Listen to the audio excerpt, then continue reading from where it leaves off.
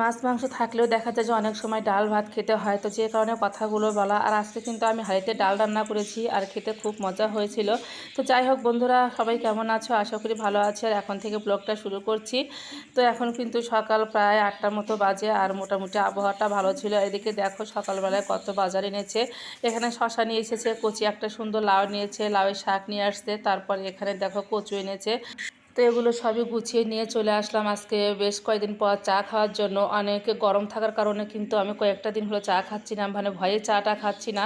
তো আজকে সকাল থেকে আবহাওয়াটা এত সুন্দর ঠান্ডা ঠান্ডা মনে হচ্ছিল, একটু চা খাই। আর আবহাওয়ার ভিত্তিতেও কিন্তু অনেক সময় চা খেতে ইচ্ছে করে। তো যাই হোক, এদিকে আমি দুধটা বের করে নিয়ে তো ভালো করে জাল দিয়ে চা দিয়ে দিয়েছি, তার আগে একটু চিনিও দিয়ে দিয়েছি।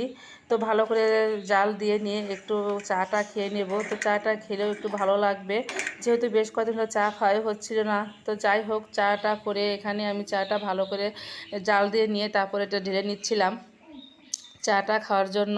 তো এদিকে চাটা খেয়ে তারপর চলে আসলাম এখানে রান্নাবান্নার জন্য। কি রান্নাবান্না করব, তো তার জন্য সব কিছু গুছিয়ে নিচ্ছিলাম। যেহেতু লাউ শাক নিয়ে আসছে, তো ভাবলাম যে লাউ শাকটা ভাজি করে নেই, সেজন্য কেটে নিয়েছি। আর এদিকে যেহেতু ডাল রান্না করব, 3 রকমের মিশালি ডাল, নিরামিষ খাবো আজকে সোমবার। তো এখানে মচমচে আলু ভাজি করব, তার জন্য আলু ভাজিটাও কেটে নিয়েছি। আর এখানে ডালে লাউ দিব, যেহেতু কচি লাউ খেতে অনেকটা ভালো লাগবে। তো এদিকে আমি আবার হাঁড়িতে ডাল বসিয়ে দিয়েছি। যেহেতু 3 রকমের ডাল, একটু হতে সময় লাগবে, যে কারণ আমার প্রেশার কুকারটা নষ্ট হয়ে গেছে। নষ্ট বলতে ওই যে রবারটা থাকে না, সেই রবারটা একটু ফেটে গেছে। তো যাই হোক, ডাল বসিয়ে দিয়ে কিন্তু আমি সবজিগুলো কেটে নিয়েছিলাম। তো ডালটা মোটামুটি সুসিদ্ধ হয়ে গেছে, এখন লাউটা দিয়ে দেব। আর এভাবে লাউ দিয়ে যদি ডাল রান্না করে যায়, বিশেষ করে ডালের মধ্যে লাউ দিয়ে সিদ্ধ করে নিলে কিন্তু অনেকটা ডালও স্বাদ হয় আর খেতেও ভালো লাগে, যেহেতু এক্সট্রা কোনো জলে সিদ্ধ করা হয়নি। আর আমি একটু গরম জলও দিয়ে দিয়েছিলাম, তো অনেক সুন্দর জাল হয়ে গেছে। তো এদিকে ডালটা নামিয়ে নিয়েছি, এখনও আমি ফোড়ন দেইনি। তো তার আগে ভাবলাম যে একটু ভাজিগুলো করে নেই। তো তার জন্য যে এখানে গন্ধবাতালে পাতা কালকে বড়া করেছিলাম, আর কিছু পাতা ছিল, ভাবলাম যে নষ্ট করে কী লাভ। তো সেগুলো বেটে নিয়ে আজকে আর ডাল দেইনি, এর মধ্যে একটু বেসন আর দিয়ে দিয়েছি একটুখানি চালের গুঁড়া, সব কিছু মিশিয়ে হলুদ লবণ মরিচ গুঁড়া দিয়ে ভালো করে মেখে নিয়ে তারপর ভাবলাম যে আগে আলু ভাজি করে নেই। তো আলুটা ভাজি করে নিচ্ছি, একটু মচমচে করে ভাজি করব লাল লাল করে। তো যাই হোক, আলু ভাজা কিন্তু আমার হয়ে গেছে, নামিয়ে নিয়েছি।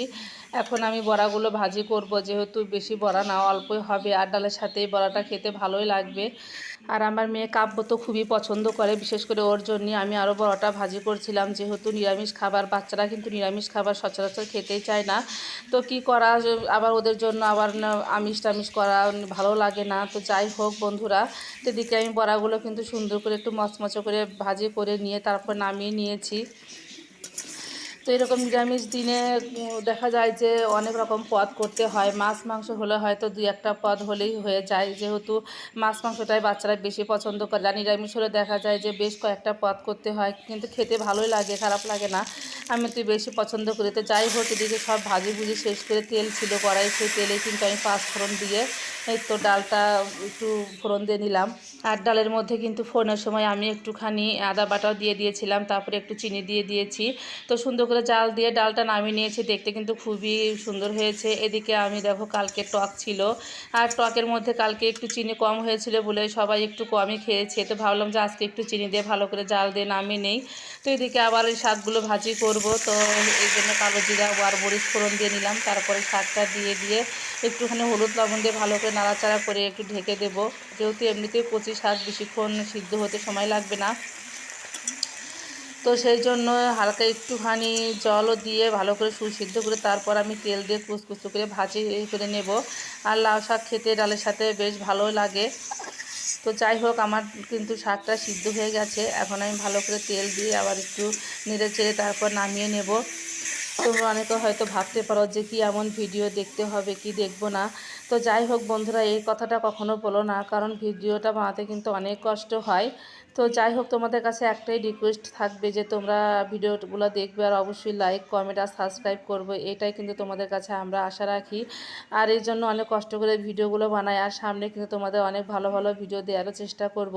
তো এদিকে আবার শখের পাখিগুলোর কাছে একটু চলে আসলাম, আর তোমাদের সাথে একটু শেয়ার করে নিলাম, ওরা কিন্তু একটু নাড়াচাড়া করছিল। তো যাই হোক বন্ধুরা, আজকের মতো এখানেই বিদায় নিচ্ছি, সবাই ভালো থেকো, টাটা বাই বাই।